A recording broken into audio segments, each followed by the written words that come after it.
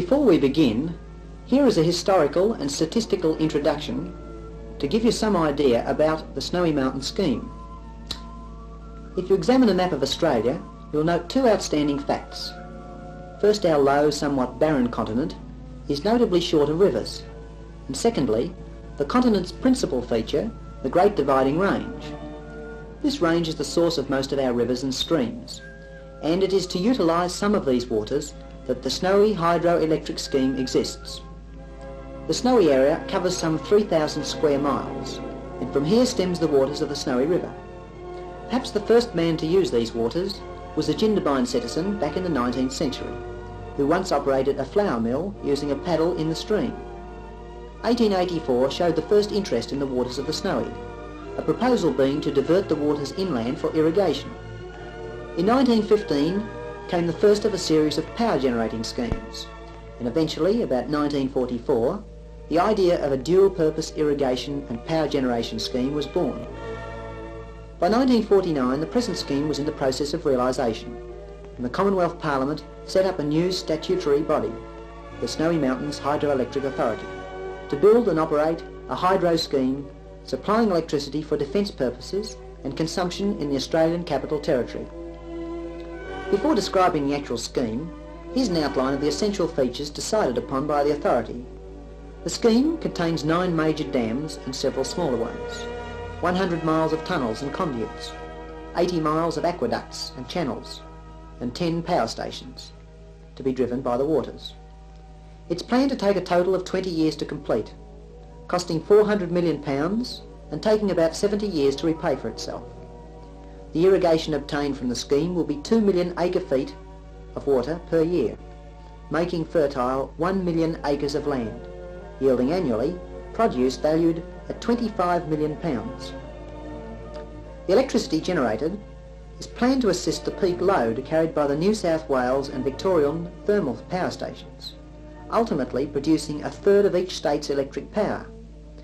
The installed capacity of 3 million kilowatts will generate 6,000 million kilowatt hours per year, yielding an annual profit of £9 million. This scheme is obviously sound on the basis of electricity alone, leaving aside the water made available for irrigation. Decentralisation can take place from our major cities, and considering the low labour cost and low operating costs involved, here is a weapon essential to Australia's defence, able to provide in times of war, and by its underground design, safe from the hazard of air raid. And now follows some slides of the Snowy Mountain scheme. Most of these slides were taken by myself at Christmas 1961. Others, of course, had to be purchased.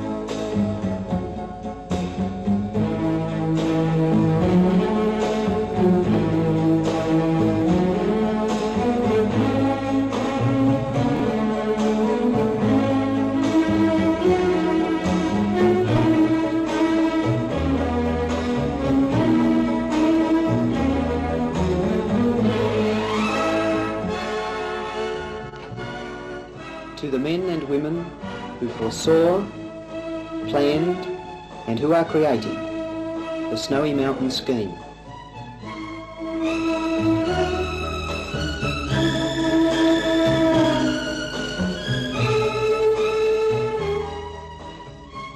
Australia is a country of lush, beautiful scenery, but also a country of dry, wasted plain.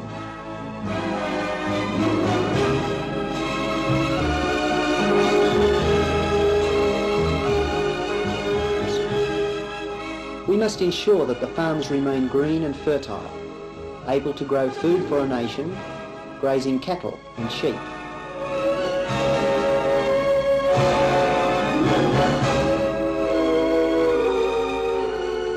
It is essential that we provide the land with water, the life-giving substance that turns a desert into an oasis.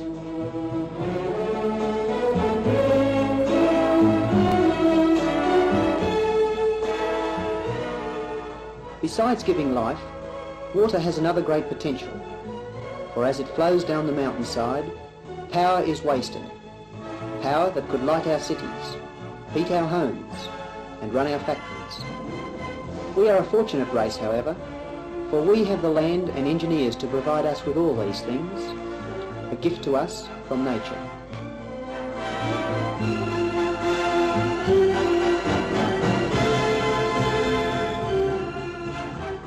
Along the eastern and southeastern coast of Australia, for almost 2,000 miles, is the Great Dividing Range, which rises to its maximum height in the Snowy Mountains at Mount Kosciuszko. Covered with snow during the winter and situated in an area of high rainfall, these mountains give birth to three main rivers, the Murray, Murrumbidgee and the Snowy.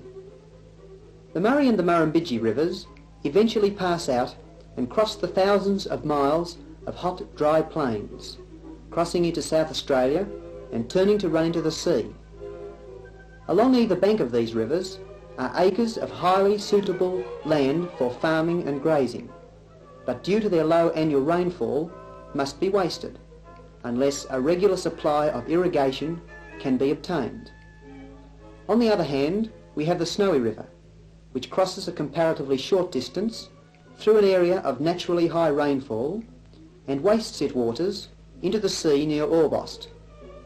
As well as water being wasted into the sea, great potential power is lost as the waters fall from a height of several thousand feet to that of sea level. To investigate and harness these moves of nature, the Snowy Mountains Authority was set up, and the scheme they devised proposed to use the waters of the Snowy Mountains in two joint projects. Firstly and primarily, the Snowy River and other small catchments were to be diverted into the Murray and the Murrumbidgee for use in irrigating and opening up new and fertile areas. And secondly, these waters were to be harnessed to generate electric power as they fell, for use of the New South Wales and Victorian states.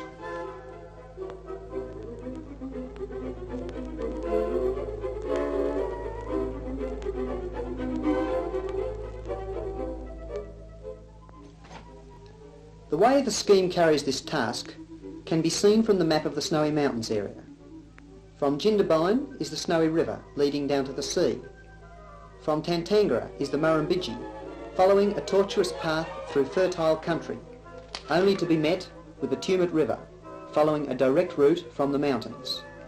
And from the Kosciuszko area flows the Murray, pointing west towards South Australia. The Snowy scheme entails the building of a storage lake at Yukonbean to provide year-round irrigation. It is proposed blocking the Snowy River at Jindabyne and the Murrumbidgee River at Tantangara, the waters being fed by a system of underground tunnels into Lake Yukonbean for storage, along with additional collected waters from Kosciuszko and Tuma. From Lake Yukonbean, the system of tunnels then carries the water via two outlet systems, one to Cancoban for release into the Murray River, and the other to the Tumut River, where the water eventually joins the Murrumbidgee. Along this system of tunnels and conduits, the scheme provides for a number of power stations, these intended to operate at peak hours, generating electricity, while a storage dam downstream continually releases water for irrigation throughout the year. The scheme itself is thus basically very simple, but the engineering details that follow will illustrate the real complexity of the project. Ultimately, the project to yield irrigation for 1 million acres of land, 6,000 million kilowatts per year of electricity, and costing £225 million to build over a period of 20 years.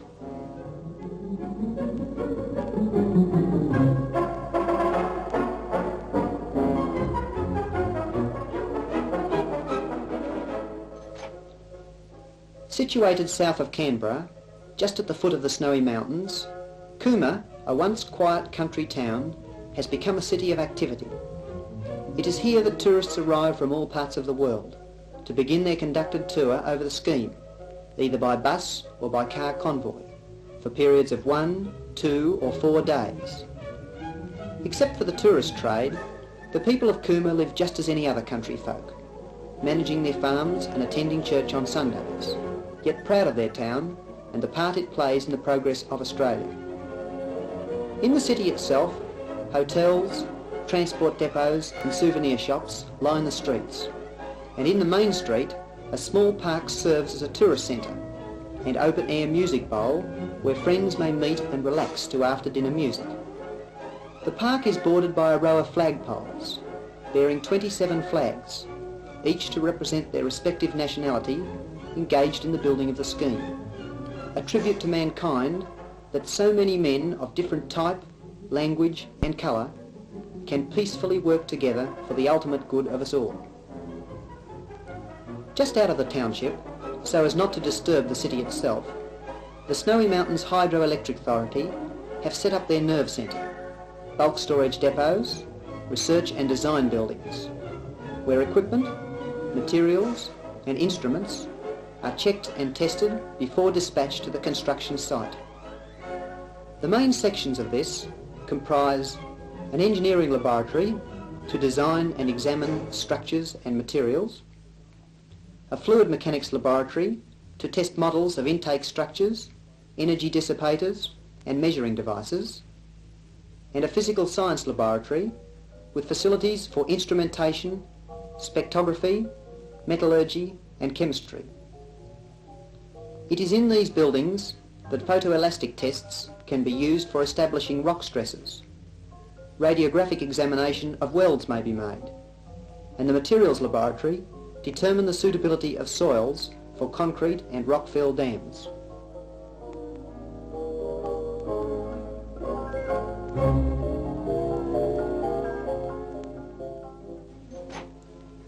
As can be understood, these laboratories are a very necessary link in the project, and the large quantity of special equipment and testing machines are made available to all who are engaged in the building of the project.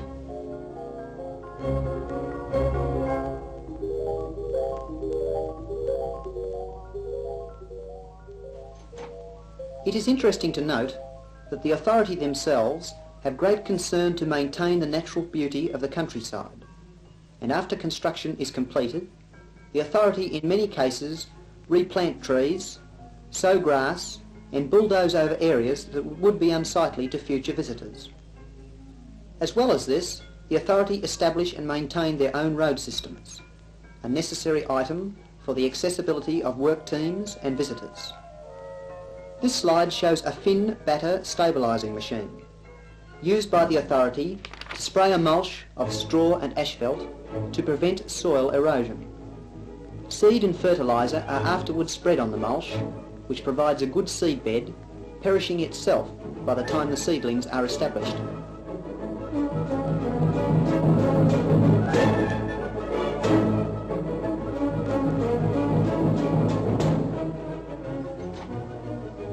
The Snowy Tumut development will eventually take the form shown in the diagram.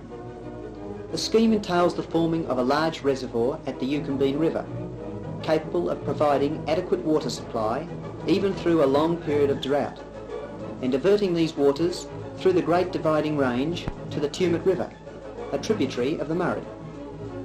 To these waters, catchments from a dam at Tantangra and another at Tooma will be added.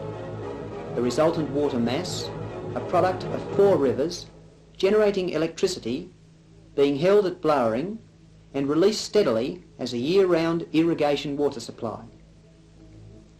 In utilising a fall of 2,700 feet, the scheme employs a series of 5 power stations and their respective ponds, each of which ensure a constant head for the station that follows.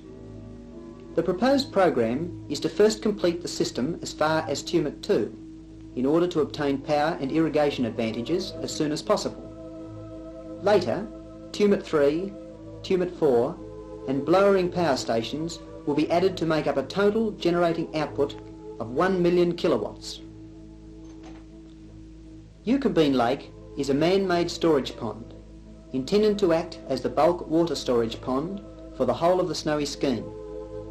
It is to this lake that collected water from the Snowy area is added in winter, and it is from it that the power stations and hence irrigation systems draw their requirements during the year. The lake can receive water in several ways: directly from the Yucumbene River, from the Murrumbidgee at Tantangara through a 10.5-mile tunnel, from the Snowy River at Island Bend through a 15-mile tunnel, or in times of high river flow from the Tumut and Tuma River via a two-way tunnel.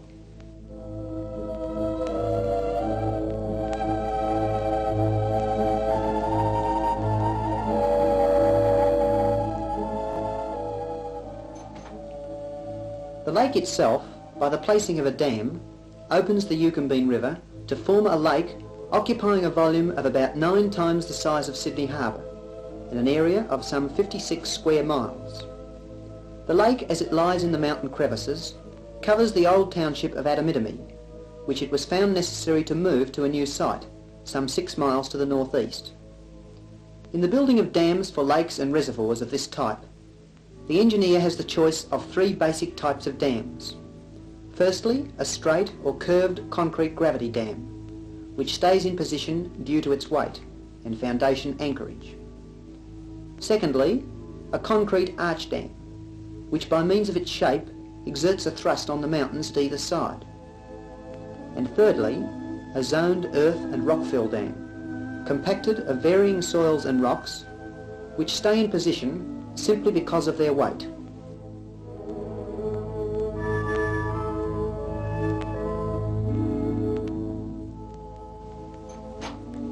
The dam decided upon for the Yucumbene Lake, due to local rock and soil conditions, is a zoned earth and rock-filled dam. The soils used being taken from local borrow areas after exhaustive laboratory tests, even to the compacting of a typical section in a glass tank, and testing this section for seepage. The dam was constructed by a group of American companies, Kaiser, Walsh, Perini, Raymond, and is one of the highest earth and rock-filled dams in the world, being 381 feet high, 2,380 feet wide, half a mile thick at its base, and containing 8.7 million cubic yards of earth and rock. Before construction of the dam could be started, a bypass tunnel, complete with inlet, outlet and great gate structures, had to be made around the dam site in order that the river could be diverted while the dam was being built. And in 1957, Sir Arthur Fadden initiated storage by closing the bypass outlet gates. Interestingly, a spillway was not found necessary here, since a natural saddle in the mountain range would, in the unlikely event of overstorage, release excess waters and prevent damage to the dam. To check seepage and settling in the dam foundations, a number of instruments were installed in the rock during construction, and these instruments provided and will continue to provide useful information with regard to rock settling habits, valuable to engineers working on later similar constructions.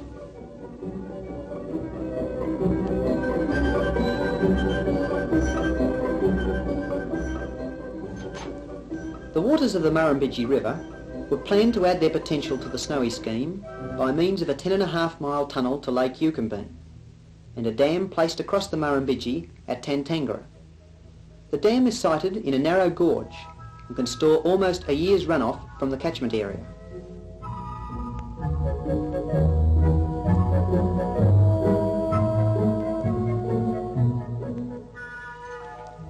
Tantangara Dam is a straight concrete gravity dam, being 148 feet high and containing some 98,000 cubic yards of mass concrete, manufactured near site by the contractor Utah Limited. The low section of the dam was used for river diversion during construction, the section being finally completed when the river was at low level.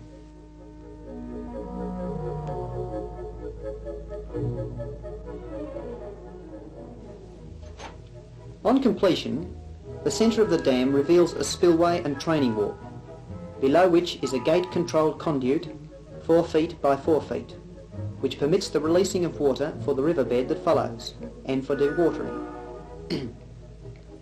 Concreting had continued around the clock, for a little over 12 months, the final bucket being placed in February 1960. It is interesting to note that in designing concrete structures of this type, the dam wall being an indeterminate problem, the designer considers the dam alternatively to be made up of a number of large vertical cantilevers and a large number of horizontal beams. Now, for any deflection due to loading of the dam, then for a given point on the wall, the deflection of the imaginary cantilever must equal the deflection of the imaginary beam, and on this basis we may interpret the expected wall behaviour, afterwards confirming our theories by strain gauges placed at various points throughout the structure. Before building the concrete structure, the mountains and river floor must be excavated to solid rock, and during construction the dam wall is sealed to the floor and sides by a process known as grouting. Grouting consists of drilling a large number of holes, 20 to 100 feet deep, and injecting a mulch of rather liquid cement, which acts as a foundation anchor and holds the rock together, thus preventing seepage. The problem of seepage is probably the most dangerous factor once a dam has been constructed, for should the water seep beneath the dam wall, slowly building up to extreme local pressures, it is possible for the whole wall to be lifted from position, with ultimate destruction of the dam. For this reason, drainage pipes, channels and outlet holes are always placed in the dam wall base and usually eject through the downstream face of the wall as shown.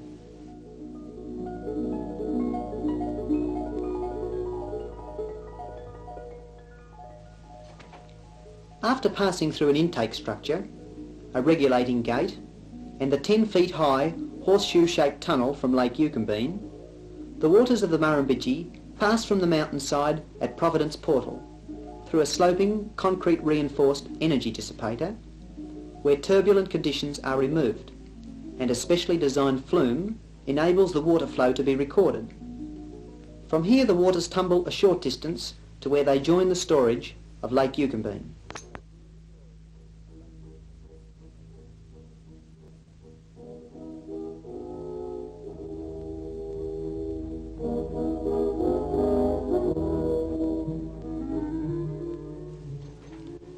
The other main water supply to Lake Yucumbene is situated at Tooma, where a diversion of the Tooma River is made by the placing of a dam and a subsequent 9-mile tunnel, capable of feeding Yucumbene through the two-way Yucumbene-Tumut Tunnel.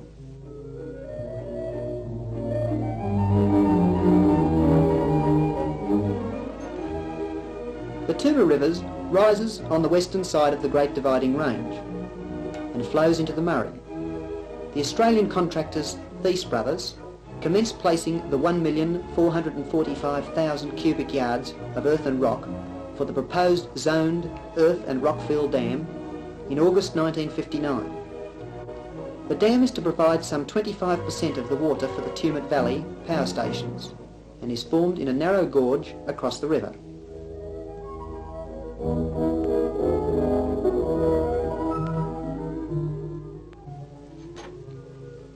After 2 years of work, the dam was completed. Its width of 1,000 feet and height of 220 feet hold back 22,300 acre-feet of water. To the right of the dam can be seen an uncontrolled, concrete-lined, open-chute spillway, 103 feet wide and designed to handle floods up to 43,000 cusecs, terminating in a concrete-lined hydraulic jump energy dissipator. The effectiveness and final details of the energy dissipator were determined by model studies carried out in the hydraulics laboratory at Cooma.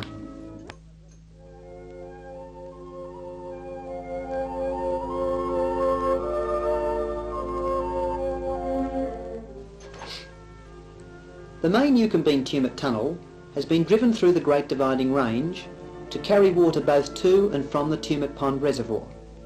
The tunnel is 14 miles long, of circular section 21 feet diameter, and is intercepted by a vertical shaft at Happy Jack's Pondage for the purposes of water addition, increasing of working face during construction, and as an instrument setting point for the tunnel alignment. The tunnel itself was worked from all possible faces, and as can be imagined, alignment of each face and diversions found necessary for geological reasons had to be rigidly controlled. This is done by two main methods. Firstly, the sinking of surface shafts with subsequent plumb bob lowerings, and secondly, by optical means, carried out by surveyors during workings. At final breakthrough, the accumulated error was found to be only 2 inches after 4.7 miles of tunnel.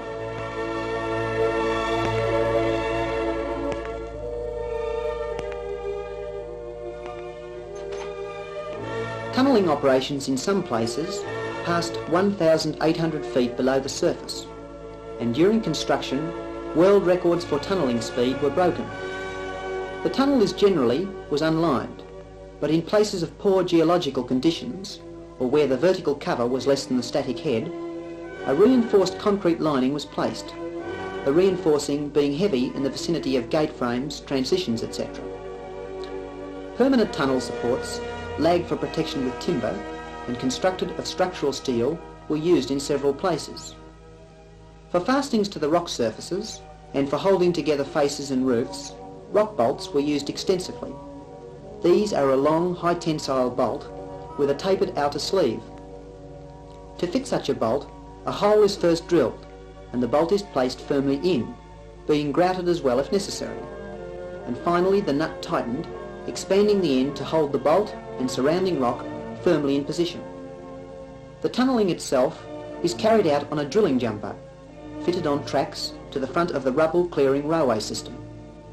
Hydraulic and electric power are supplied to this jumbo, from which several operations may be made simultaneously. As the drilling proceeds, the railway system is continually extended, along with the power supplies and air conditioning pipe mounted on the tunnel roof.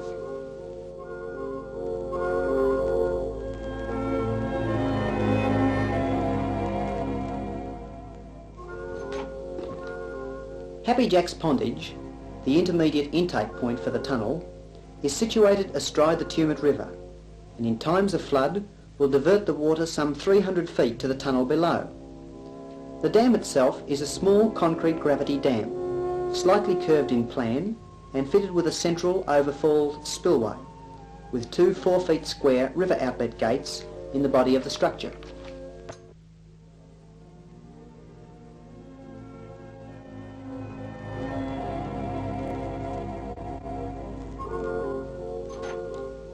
The inlet to the tunnel itself is via a vertical tower fitted with trash racks and a vertical cylinder gate valve.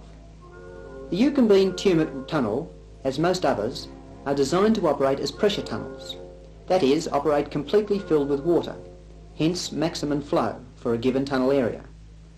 Obviously this means the estrangement of air at any point could break down the pressure operation, causing damage and severely reduce the tunnel flow. To avoid any such possibility, the intake structure of Happy Jack was developed with the aid of model tests, so that the cylinder gate at the base of the shaft is automatically controlled by the level of the pond, so that the shaft is always kept full when diverting water to the tunnel. The tower itself contains 6 hexagonally arranged, hand-operated bulkhead gates, the cylinder gate itself being at the bottom of the shaft, and having been constructed by welding, after lowering and assembling the pieces.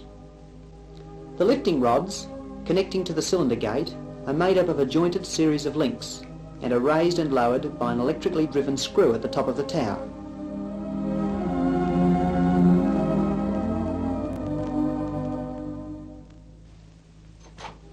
In order to provide a constant head of water for the power station Tumut 1, and hence operate it at the most economical waterhead, it was found necessary to construct a small reservoir above and not far from the station. Careful planning was exercised to determine the best possible location for this dam, and after investigating 5 sites, the present one was decided upon for lowest tunnel and dam cost.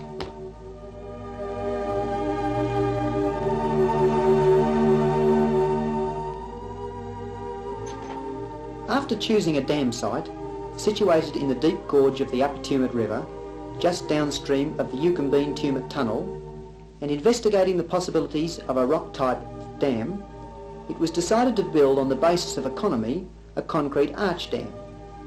This type of dam is perhaps the most beautiful of the designs used, but requires for its installation very strong rock supports on either side, and for this reason has not been used elsewhere. The dam wall is 283 feet high, with an overall width of 817 feet, being 14 feet thick at the crest and 80 feet thick at the base. The structure itself contains 185,000 cubic yards of concrete, mixed in a plant nearby and carried over the gorge by an overhead cableway. Construction was carried out by the KWPR and was completed just short of 2 years. The pond thus formed provides an active storage of 42,900 acre-feet, and on the left side is fitted with a pair of radial gates controlling the spillway channel should large floods occur. Interestingly, an estimated flood conditions, the energy of the water being released through these radial gates has been estimated at 2 million horsepower.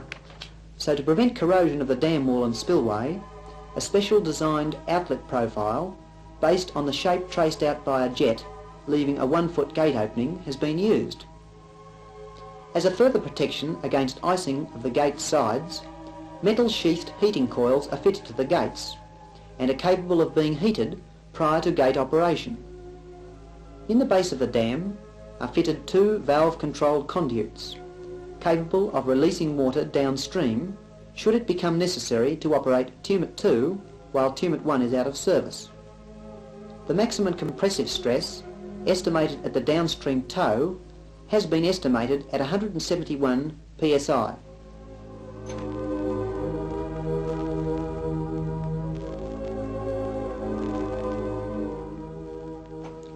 Before construction could begin, extensive rock tests were made of all the surrounding areas, and a diversion tunnel for the river was completed at the far side.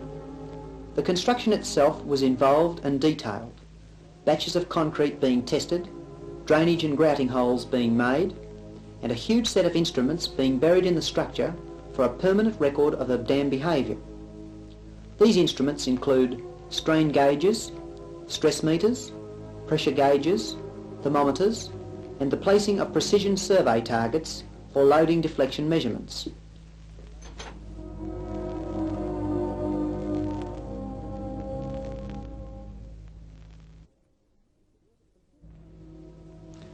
From Tumut 1 reservoir, the water is carried horizontally for 8,200 feet in a concrete-lined pressure tunnel, 21 feet in diameter. At this point the tunnel diverges into 2 vertical, partly steel-lined pressure shafts, 1,200 feet deep and 12 feet in diameter, which supply the turbines below. Near the junction of the tunnel and pressure shaft is a large surge chamber to act as a reservoir close to the turbines, protecting the tunnel and shafts against pressure surges caused by the generating units going suddenly on or off load.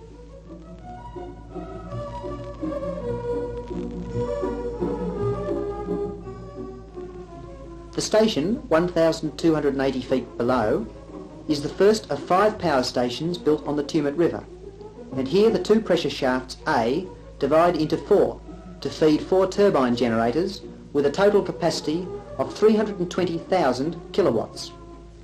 The turbines themselves have a rated output of 110,500 horsepower at a net head of 960 feet and a discharge of 1,100 cusecs. After passing through the turbines, the water is discharged by a tailwater tunnel B into the river below, about 1 mile downstream of the station. Also underground, besides the machine hall, is a transformer hall C, housing 2 banks of 3 single-phase transformers, linked by 330 kilovolt cables through a cable tunnel D to a surface cable yard on the bank of the Tumut River. Access may be gained to the power station either via a 1,300 feet access tunnel E for road transport vehicles, or via a personnel lift shaft F connecting to the surface above. The general layout of the machine hall consists of 4 generators directly below which are mounted the 4 respective turbines. An assembly bay G is provided at one end of the hall, while the other end houses the control room and offices H. The whole station is air-conditioned via the cable tunnel, and the spent air discharged through the main road transport access tunnel.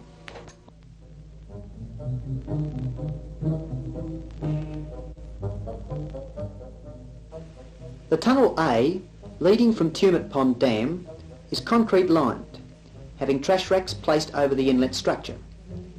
Prior to dividing into a pair of pressure shafts, can be observed the surge chamber B, in front of which is a gate capable of blocking the tunnel at sea for dewatering of the pressure shafts or emergency shutdown.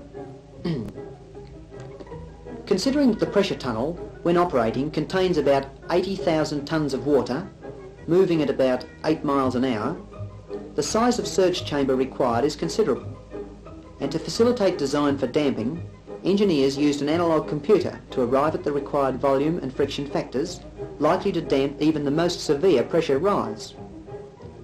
The pressure shafts are 12 feet diameter, being generally lined with 1/2 inch to 1 5/8 inch steel liner, sprayed with hot tar to prevent corrosion, sections being joined by an automatic welder, while the upper region was lined with concrete to E, where is situated a lift house operating an inspection cage to be lowered if necessary into the dewatered pressure shaft. Both the lift house and the surge chamber gatehouse are easily accessible from outside, though the gatehouse is normally automatic and remote controlled. The first pressure shaft to be built was highly instrumented for the basis of checking and future designs. Strain meters placed at critical spots being used for the determination of stress, and current meters being placed for use with turbine efficiency tests.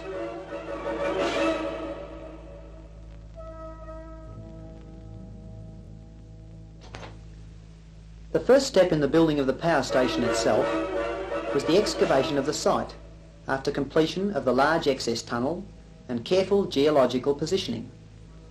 The machine hall excavation is 306 feet long, 59 feet wide and 104 feet high. A total quantity of 55,000 cubic yards of rock was removed during excavation. Small quantities of explosions, handheld jackhammers and diesels fitted with exhaust scrubbers being the main methods used. The use of rock bolts was extensive for both permanent and temporary support, and during operations a pump had to be kept going continually to remove 50,000 gallons per day of groundwater seepage. Photographic measuring was used for the purpose of determining the extent of excavation, this being a technique for recording the contours at various positions on a photographic graph paper, from which direct measurements can be made. Photoelastic studies were made as a basis for expected stresses, hence rock behaviour. A constant check being made for rock movement during construction by taking theodolite and strain gauge readings at regular intervals between rock bolt markings, the movement being 0.01 and 0.03 feet. Extensive subaudible rock noise listening apparatus tests were made after blasting operations. This apparatus recording noises made by the rock as it settles, and being a direct measurement of rock stability, valuable in determining the pre-stresses present in the rock mass.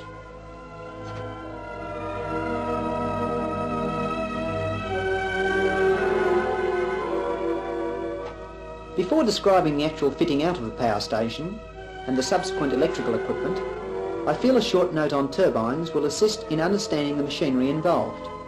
The Francis turbine is a reaction turbine, most suitable for pressure heads of 200 to 1,500 feet, being ideal for low head, high discharge conditions. The turbine in operation is completely filled with water and is really like a reversed centrifugal pump, the efficiency being as high as 95% if operated around the design speed. Shown is the layout employed at Tumut 1, chosen for its speed and ease of assembly or repair. 4 such Francis turbines are arranged to drive each generator E. Water enters from the pressure shafts via a huge servo-operated valve situated at A and enters the spiral casing B. From here it passes through a set of fixed and adjustable guide vanes, the latter being used for speed control, and hence passes through the runner C, giving up its energy and leaving axially through the draft tube diffuser D to the exit tunnel.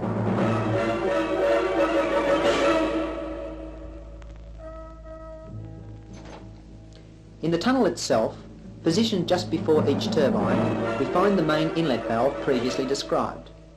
These are of 6 feet bore and employ a straight-through design, in which a hemispherical door moves with a rotary action between the outer and inner body, which forms a prolongation of the pipeline.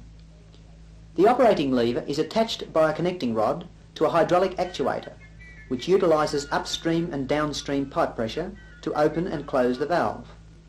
Sealing within the valve is automatically effected by a water-inflated rubber seal pressing against a stainless steel surface on the door, an additional solid safety seal being also provided should the surface seal require replacement.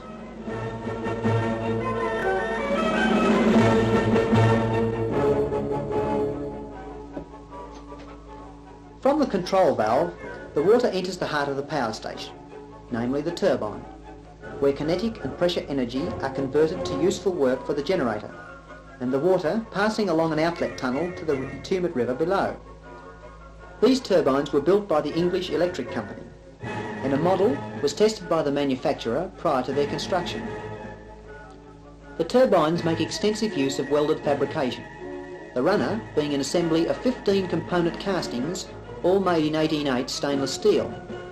The guide vanes cast in 13/1 nickel chrome stainless steel, and the spiral casing of steel plate fabrication, 2 1/4 inches maximum thickness, welds being radiographed extensively during construction. The turbine guide bearings are of self-lubricating type, in which 6 white metal pads are rigidly secured around the shaft, the pads being hollow and water-cooled. The complete turbine assembly weighs 50 tonnes and is capable of 134,000 brake horsepower at 1,000 feet net head and a speed of 375 RPM.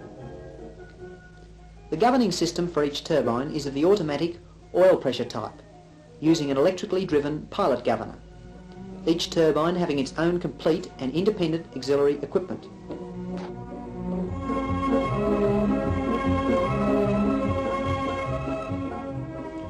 The generators are mounted above were built by ASEA Sweden and are rated at 80,000 kilowatts, corresponding to normal turbine output, giving the whole station an installed capacity of 320,000 kilowatts. Each weighs a total of 389 tonnes, 205 tonnes of which rotate, and were designed on the basis of their centrifugal forces. The machine contains a set of pressure-fed, oil-lubricated bearings above and below the rotor, a thrust bearing being also provided above the rotor, while a set of built-in brake shoes are mounted below. The bearings and bearing oil are all water-cooled, and while the machine itself is cooled by air circulated and filtered continuously. Above the top bearings, in a separate housing, is mounted a main and pilot exciter, as well as 2 permanent magnet generators for frequency and speed measurement.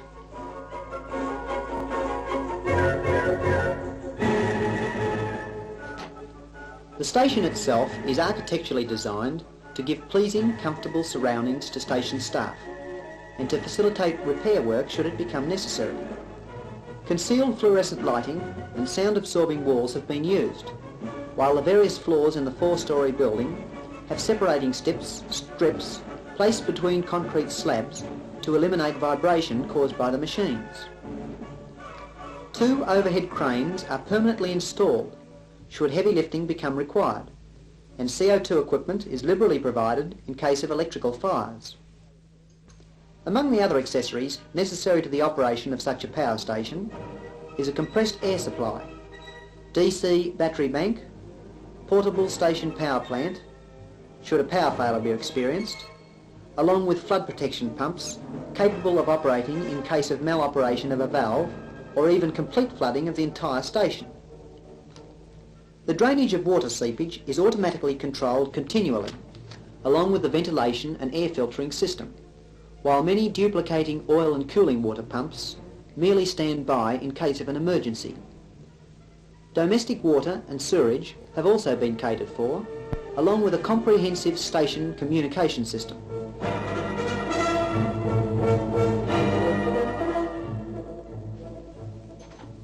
At the far end of the machine hall, overlooking the generators, is situated the control room, from which all operations may be initiated and controlled. The desk itself is fitted with a complete set of generator controls and instrumentation, despite the fact that all loading and voltage control is normally carried out by a group centre 3 miles away. Pressure and water levels are also indicated here, along with a central fire alarm system. The transformer hall next door houses much of the auxiliary equipment and contains 7 single-phase transformers, each weighing 97 tonnes and connected in banks of 3 rather than using several 3-phase transformers, so as to make each unit of reasonable size and reduce the cost of carrying one spare transformer. The power from the generators first passes to the transformer banks and finally leaves the station via 330 kV cables passing out the cable tunnel to an outdoor switchyard and from there into the scheme's power transmission network.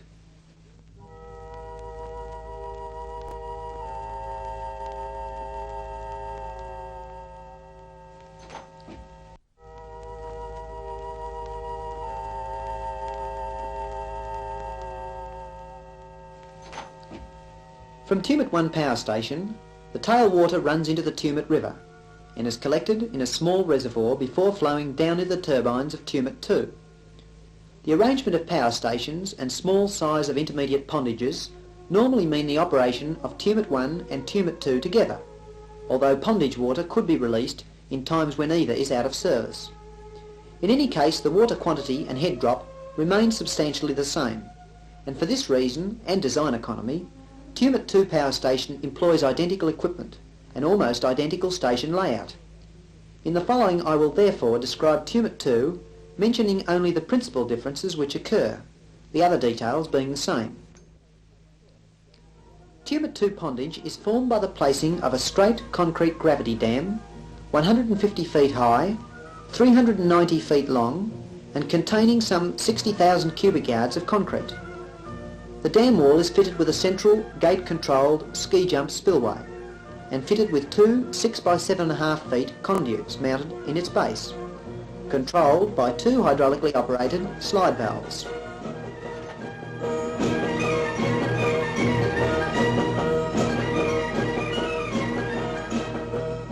From the dam and inlet structures, a 21 feet pressure tunnel, 15,600 feet long, conveys the water before descending into 2 11.5 feet diameter pipes, 1,100 feet long, leading to the underground power station. At the turning point between tunnels and shafts, a spillway type surge pipe has been used in preference to an underground tank, the pipe being 28 feet diameter, concrete lined and fitted with a surface controlled emergency gate used if necessary to control the main tunnel.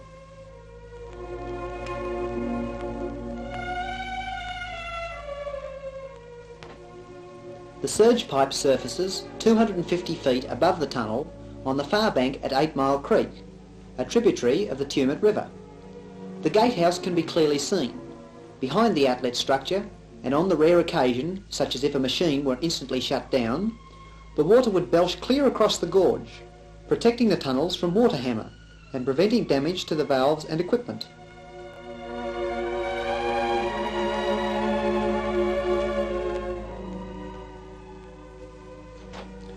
Entrance to the station below is made via a 3,600 feet access tunnel, which starts from a mountainside portal and descends 360 feet into the earth.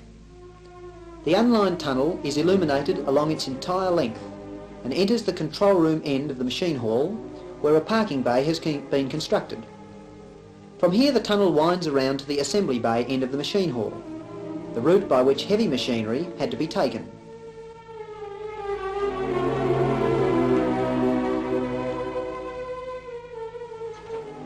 Incidentally, some of the generator and transformer equipment, although dismantled as much as possible, proved to be a monstrous task to transport along some of the steep mountain roads and into the power stations. To overcome this problem, a special transporter was manufactured in the United Kingdom to the authorities' specification.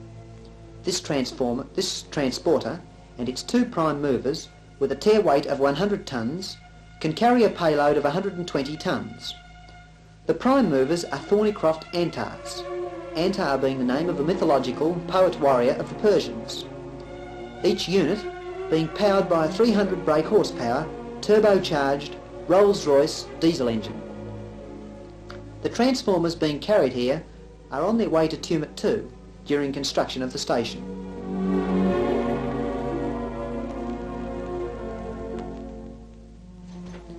Inside the power station itself, around the period of 1960 to 1961, fitting out had just begun, and shown is one of the generator stators being lowered into position while below the turbines themselves are being fitted.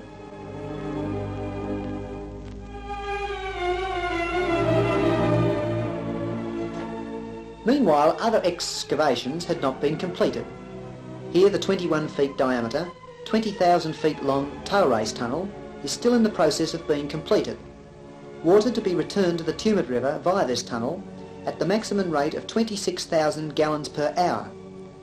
Fortunately, much experience and valuable information had been obtained in the building of Tumut 1, so that it is not surprising that several months ahead of schedule, sometime in 1962, the power station will be complete and the men will be rewarded for their efforts.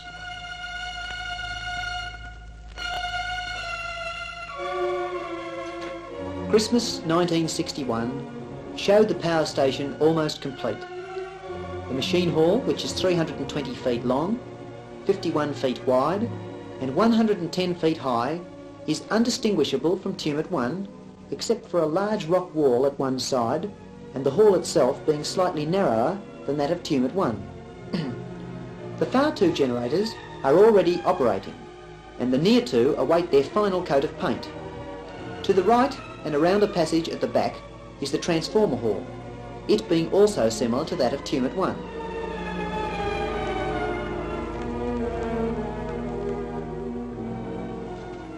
From Tumut 2 onwards, the proposed scheme is not complete, entailing 3 more reservoirs, 1 more underground station and 2 further surface stations, all operating on similar lines. The water passes a tortuous path, giving up most of its potential energy, before passing out into the Tumut River for irrigation purposes. If you'll be patient a moment, we will continue with the Snowy Murray development. The Snowy Murray development is a scheme to increase the total power output and to provide additional irrigation into the Murray area. It is proposed to build this section after completion of the Upper Tumut works. The Snowy Murray development utilises the vast storage capacity of Lake Yucumbene for regulation purposes. A 2-way tunnel to pass from Yucumbene to a central storage pond on the Snowy River at Island Bend. Melting snow and rain will be collected from the slopes of Mount Kosciuszko, and after passing through 3 small power stations at Kosciuszko, Guthaga and Munyang, the water is finally added to the pond at Island Bend. Added as well to this storage is a supply of water to be collected in a lake at Jindabyne and pumped using off-peak electricity up a distance of 800 feet to the Island Bend storage pond. From this point, the net water supply will pass through a 9-mile tunnel through the Great Dividing Range to Gee-High, where a small power station at Windy Creek, after utilising the waters from the western slopes, adds its tailwater to the collected mass. From Gee-High, the water will fall a distance of 2,600 feet, generating a total of 1,200,000 kilowatts as it passes through Murray 1 and Murray 2 power stations. Interestingly, for the cost of pumping at Jindabyne, it's been estimated that the same water will generate 3 times the initial required power as it passes through Murray 1 and Murray 2, so the proposal is obviously quite practical. At Carncoban, just below Murray 2, a large pondage will be formed from which a steady 8,000 acre-feet per annum of water will be released into the Murray. Except for the power station at Guthaga, little of the above scheme has yet been started, so a rather incomplete description will follow. Late in 1949, when the authority first began work, There was a critical shortage of power in New South Wales. In order to generate hydropower quickly, preventing further power restrictions, it was decided to build Guthaga before any of the other more complex projects. Situated on the slopes near Mount Kosciuszko, Guthaga is a small, self-contained and compact surface generating station. The station is fed from a pair of steel pipelines or penstocks, connecting via a 3-mile tunnel to a dam upstream. The water, after generating electricity, being released into the Snowy River below. Provision in the station has been made for 3 machines, ultimately giving a combined output of 90,000 kilowatts, although until the upper areas have been developed, the station will remain with 2 machines capable of 60,000 kilowatts output. Guthaga is designed to operate predominantly at peak hour periods, being a run-of-the-river station, the draft tube gates outside being raised when generating.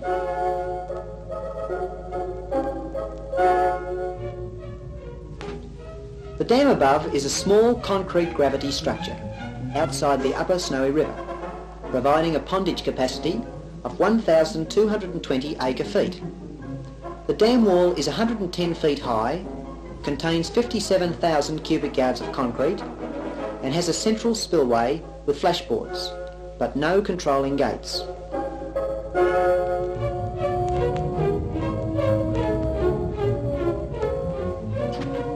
The turbines and turbine layout is similar to those of Tumut 1, each 30,000 kilowatt generator being driven from a vertical 42,000 horsepower Francis turbine. The project itself was started in 1951 and was in operation by February 1955, sending power along the 50 miles of 132,000 volt transmission line to Coombe.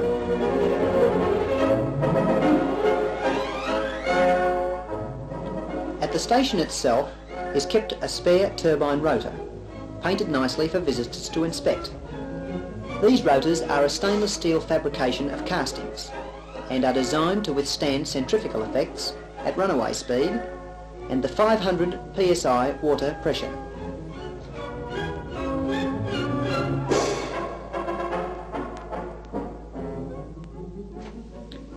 On inspecting the proposed sites for the future Snowy Murray development, particularly in the mountainous regions of Kosciuszko, one is impressed by the lush, beautiful countryside normally covered by snow in the winter months.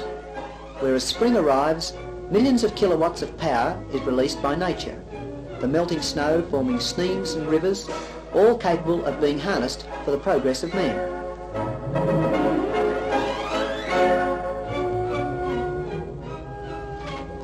At Island Bend, just beside the Snowy River, a small group work day and night on the snowy adit. This is really a tunnel especially made for the sole purpose of getting at it. In other words, an access tunnel to open up 2 or more working faces for the main Yucumbene Island Bend tunnel. After tunnelling is complete, this portal would be blocked inside and covered to hide any mess left behind.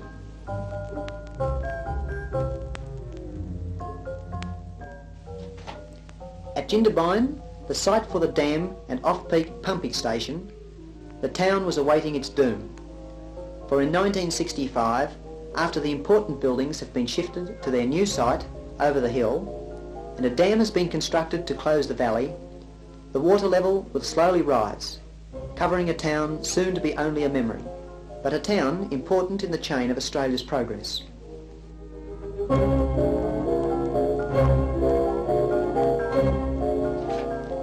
The model shows the proposed Murray 1 power station, to be the largest plant on the whole scheme. The surface station, located on the bank of the Carncoban Creek, will house 8 turbo generators, making an installed capacity of 760,000 kilowatts, the machine hall being about 440 feet long, 55 feet wide and 110 feet high. This power station is scheduled to start commercial operation in March 1966, and all units will be in service by June of the following year.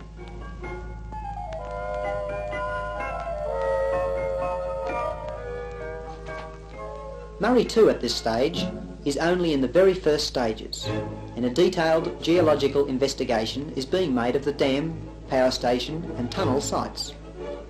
It is necessary for designing engineers and contractors to have a complete set of rock samples and structures prepared, and so to obtain samples of rock from beneath the surface, diamond drilling jigs are used. The drill bores a hole about 2 inches diameter, and a sample of rock passes up the hollow drill centre. These holes are often several hundred feet deep, the deepest so far being 2,005 feet.